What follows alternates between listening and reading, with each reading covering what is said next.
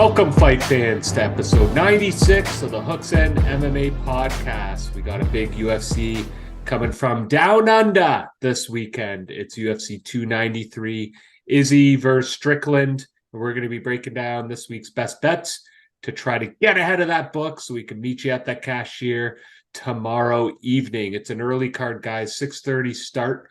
So make sure you're getting your popcorn and drinks ready just after dinner time. We got Zoni back on the pod here. He's been doing research all week, and we're going to kick things off with easy lines. Who do you want to touch on first here on the prelims, Zoni? Yeah, I think we'll just start at the very bottom and at one of the biggest underdogs on the whole card here, and it's Kiefer Crosby just as a long shot to start it off, kick your night off right. He is an underdog. It's not a huge underdog. He's fighting Giuseppe, who's I guess from France, but he's definitely living in and kind of is a part of the Australian fighting community. Um, yeah, it's a good fight to kick it off. Crosby's an animal at welterweight. He looks like he could be easily a middleweight, and I just like him to control and probably win a decision here. So plus 130 money line for Crosby. Yeah, it's some good value on the plus to kick things off with some dog value. I'm seeing a bunch of finishes too that Crosby's had. So I don't see any props yet on 365 for this one. It's just money line. But yeah, plus 130 is a great little multiplier to throw into some parlays. And Yeah, and sorry, I messed up there. I said one of the biggest underdogs. He's not. I was thinking about another fight that we'll touch on in a little bit here. that's right. We got a hidden underdog later in the card that a lot of people might not expect. Um, did you want to go into any other of these prelims? I had the Nasrat fight circled. I don't know if you had any of the earlier ones. Yeah, just quickly, I'm a Shane Young fan. I just like how he fights. He's one of those dogs. He hasn't been too successful recently. I like him to get back in the win column at home here. Um, he's just a minus 138 favorite, but I think he wins money line. Yeah, I think that's a good fight. I mean, he should bounce back after three straight losses. He's coming off two decision losses, so you got to think in front of the home crowd. At least I'm hoping there's some Kiwis in the crowd. He'll set off some fireworks and get the W. That's for sure. Yeah, he's always a banger of a fight. He goes out there, just gives it his all. So hopefully he gets the dub. Yep, and he might see his buddy get upset from City Kickboxing in the fight before, so that could be extra motivation too. Uh, Um, cool. Moving on, we've got Mathintha and Ratke, and this is Blood Diamond. That's Yeah, right. Blood Diamond, it's tough because his ground game hasn't been good, but he hasn't fought in a bit, and I think he's got to been working on that. And I like the guy to get the win. I don't know how, but I think he's gained a little bit of momentum here with his training. So I like Yeah. him just to win money line. I'm not sure how. Yeah, I don't know Radke too much. It's his UFC debut. He's coming from the CFFC. He looks kind of like Gaethje a little bit in that photo there, but yeah, Blood Diamond, you're right. He's long. He's got a 4-inch reach advantage and quite athletic. So I could see him getting the win, and that'd be great value at plus 260 there. I'm seeing bet 365 not paying as much, plus 225 for Blood Diamond, but could be an exciting fight here to tune into. Like you hope, right, that like you work on all the things that have kind of faulted you in your fights. And I was kind of saying last week too, like with Gon, I originally thought Spivak was going to take him down and control him, but that's what Gon needed to work on after he got dominated by Jones, right? So I'm not comparing obviously these types of fighters in terms of their skill, but he had to have worked on this. This is his contract. If he loses this, he's 3-3, and he's not going to be on the roster anymore. So he needs this win, and I just think he can pull it out. There you go. So moving on to Nasrat. I think at one point he was one of the top contenders. He was kind of making a rise and then had two losses in a row. That Hooker one I remember it vividly. I think that was the night for Dietrich's diaper party, and Yeah. we had a great card going until Hooker got the upset. But he did bounce back here with a win over Mac Desi recently. Gets in there versus a young little prospect, Kionis. Pretty good fighter, and I was actually surprised to see him that big a dog, plus Hmm. 360. Kind of surprising. So not sure what you're feeling about this one. Yeah, like I think we both kind of like Nasrat, fans of him, and he's a good fighter. I don't know if the line is right here, but I don't think it's going to be a walkthrough. I mean, McDessie, we've talked to him before. He's a solid mixed martial artist. He knows defensively where he's going to be. He's very smart, tactical. He's able to go through him, but it wasn't easy for him. And that was McDessie coming off a huge layoff from an injury. So I think that this is going to be a lot closer than people think. Nasrat should win, but Yeah. you never know. Yeah, no, agreed. I'm really liking the value actually. Nasrat by decision plus 125 versus money line minus 450 pays pennies. So that's a really good, I think, for a 3 round fight at Really good. welter here. Or sorry, lightweight. That's really good. I like that. Yeah, that's a nice one. So moving along, Malarkey Makdessi. So speaking of the devil, John Makdessi's back in there, the veteran. He's almost 39 years old now, and going up against the up and comer hometown favorite Jamie Malarkey. Yeah, Malarkey's got crazy power, and I don't know if McDessie can withstand that power. I like Malarkey by finish. I'm not sure. I think we were talking about it was plus something. Yeah, you know what? Just in the last couple minutes, some money's come in on Malarkey. It's plus 200. I think when we were prepping for this, he was plus 210. So So looks like yeah, we some right sharp after money. our after the bets we put in on him, did change the line. So There you go. There you go. Malarkey for first round, perhaps KO, but liking him by finish regardless. Jack Jenkins, Chepe Mariscal. You know not these guys? Chepe, not Chepe.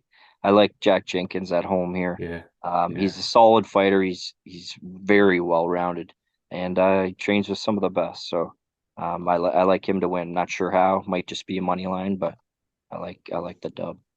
yeah. Certainly a impressive record he's put together after getting the contract on Dana White's Contender Series. And you're right, the hometown crowd is going to be pushing for him, and yeah, it should be an exciting fight this one. So Uh, let's go, Jack as Jenkins. Yes, let's go, Jack Jenkins. And as you speak of it, congratulations to Suri Seedy from Burlington, who just got qualified for the UFC with a big first round finish on Dana This White's week. Contender Series. Yeah, that There you was go.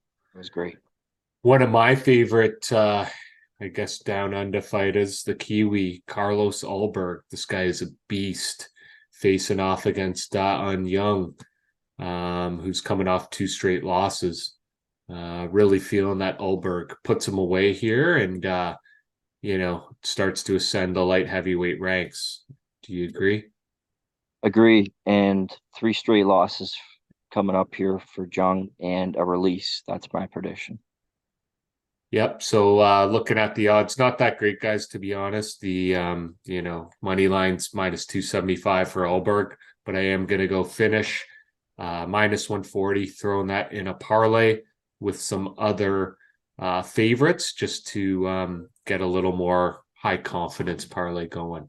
Yep. So um, gets us right into the main card. To kick things off, 6:30 Eastern. Make sure to tune in. We got Tyson Pedro versus Anton Turkai, the Pleasure Man.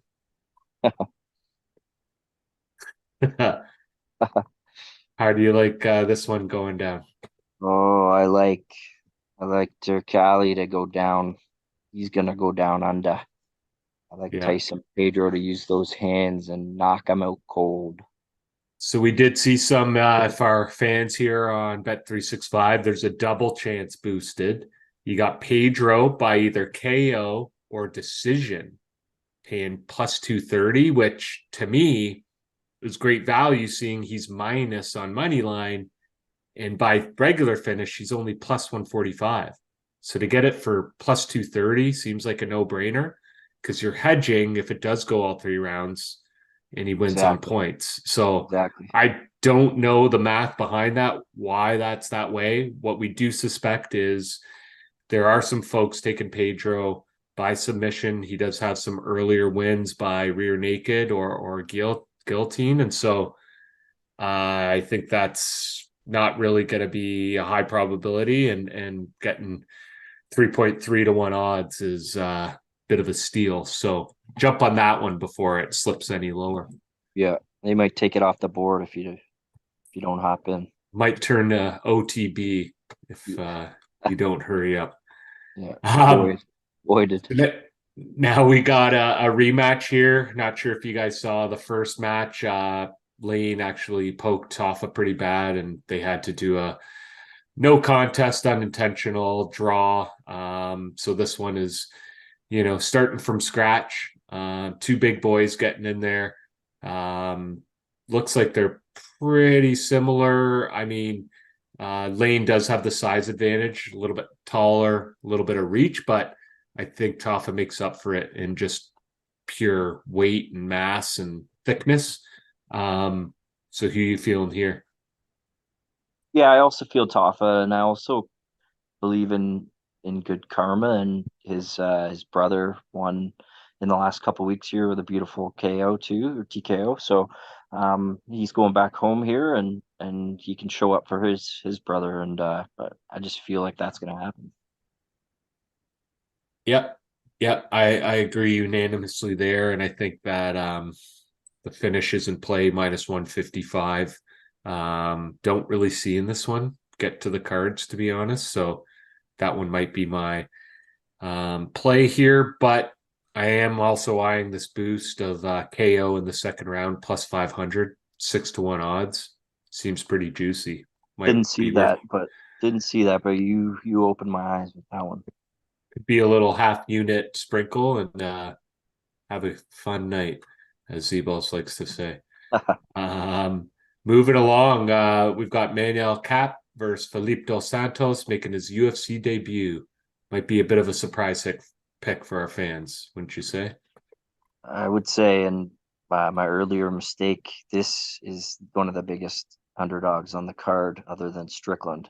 And man, DeSantos can fight. He's undefeated. Um, Cap is extremely exciting of a fighter. Does a lot of spin kicks. Does a lot of flying knees, jumping off the cage, that kind of stuff. And it's worked for him in certain fights, fights where his opponents kind of leave those gaps open. I think his opponent here, because they're both on short notice now, they both accepted the fight late.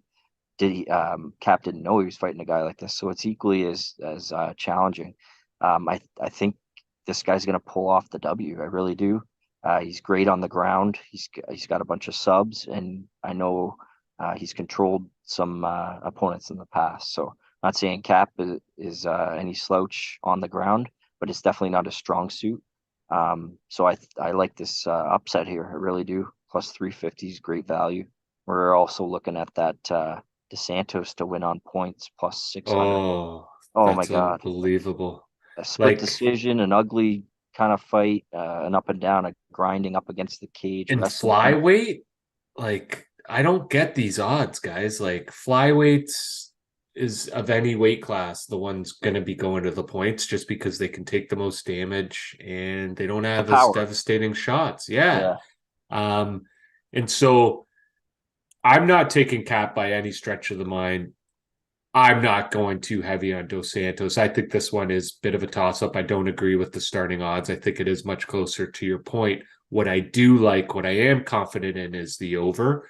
It's minus 155 over 1.5 rounds. I think there's high probability of it getting there. And even to go the distance, plus 175.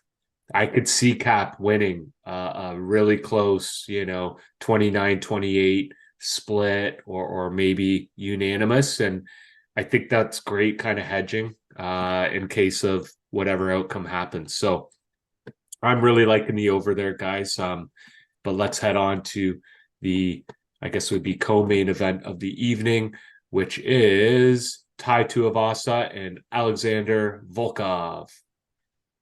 Yeah, just to the last fight though, the only way that doesn't happen is if, and what I believe to be something crazy in terms of a spinning wheel kick, something like a big finish by Cap. That's the only way that I think it finishes before 1.5 rounds. So He I is do like crafty. I'll give he's him that. crafty, but I do like the over as well. So I Yeah, agree. Yeah, absolutely. we touched on Volkov earlier, and Tuivasa obviously fighting at home, looking for another shoey opportunity. He's got the power. He is on a little bit of a slide here, a couple losses against amazing fighters, but nonetheless he did lose those fights. And Volkov is on a win streak. He's looked fantastic, a couple of finishes, and the reach is just so significant.